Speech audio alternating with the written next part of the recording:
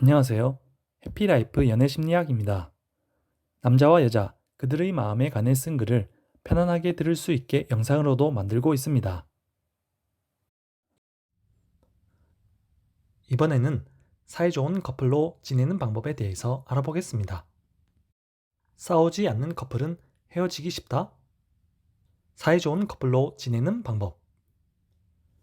세상에는 말다툼이 끊이지 않지만 사이는 좋은 커플도 있고 평소 특별히 다툰 적이 없는데 갑자기 헤어지는 커플도 있죠. 서로 부드럽게 대하고 싶지만 왠지 모르게 항상 싸우게 되는 커플. 말다툼이 끊이지 않는 것처럼 보이지만 실은 서로를 아끼고 사이가 좋은 부부. 딱히 다툼도 없고 서로 스트레스 받는 일도 없는데 어느 순간 갑자기 헤어지는 커플. 부부나 커플 관계에는 당사자만 아는 이상한 역학이 있다고들 하는데요. 심리학 연구에 따르면 관계가 계속되는 커플에게는 공통점이 있는 것 같습니다. 싸움을 자주 하는 커플과 거의 하지 않는 커플, 어느 쪽이 오래 갈까요? 이번에는 사이좋게 지내는 커플들의 특징에 대해서 알아봅시다. 서로 마음속에 있는 말을 할 수 있는지가 중요. 세상에는 자주 싸우는 커플과 조용하고 차분하게 지내는 커플이 있습니다. 얼핏 생각하기로는 조용하고 차분하게 지내는 커플이 더 오래 좋은 관계를 이어갈 수 있을 것 같습니다.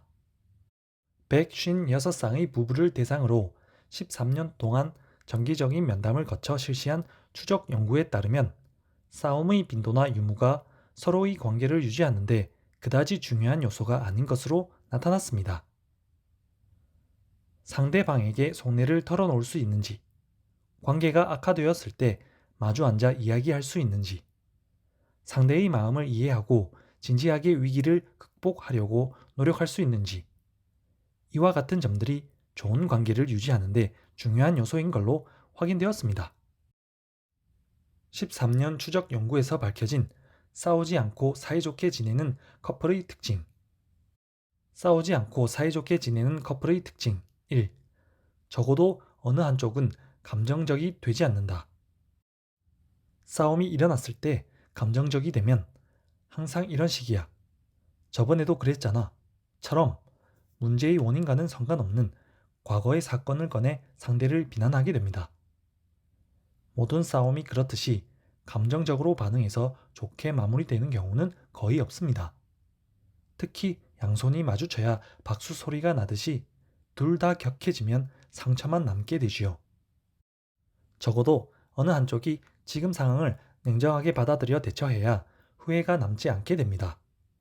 경우에 따라 자연스럽게 받아들이고 침착하게 대하는 역할이 바뀐다면 원래부터 합이 잘 맞는 사이라고 할 수 있겠지만 그렇지 않다면 의도적으로 서로가 양보하고 노력해야겠죠.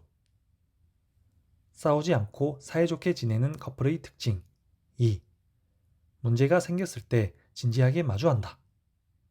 문제가 생겼을 때 조용히 동굴로 들어가는 사람도 있고 그 자리에서 바로 해결하고 풀어야 하는 사람도 있습니다.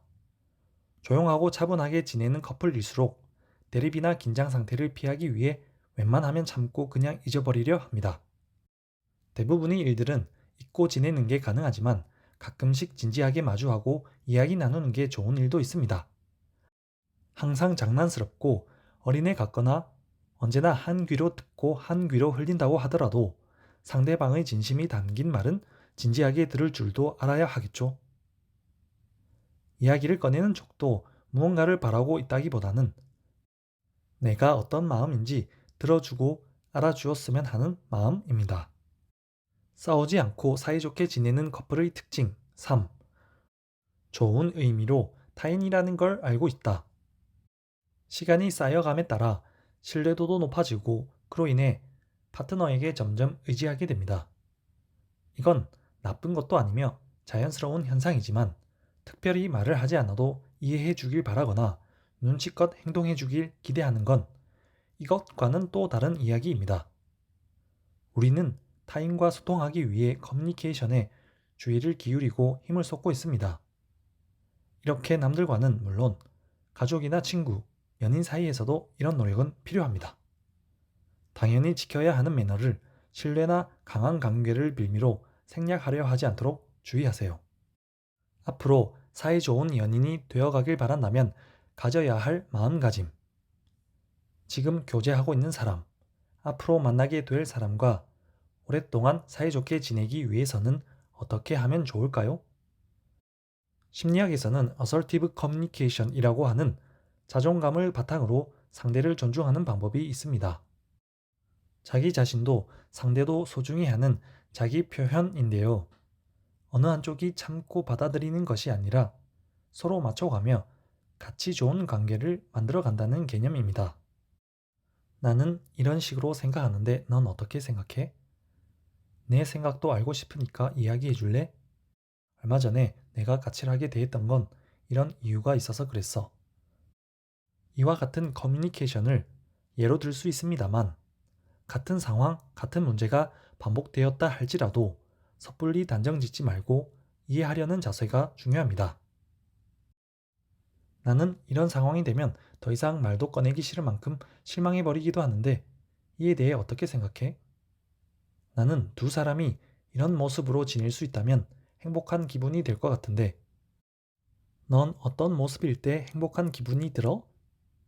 평소 잘 지내고 있을 때 이와 같은 감정에 대한 이야기를 나눠보는 것도 도움이 되겠죠?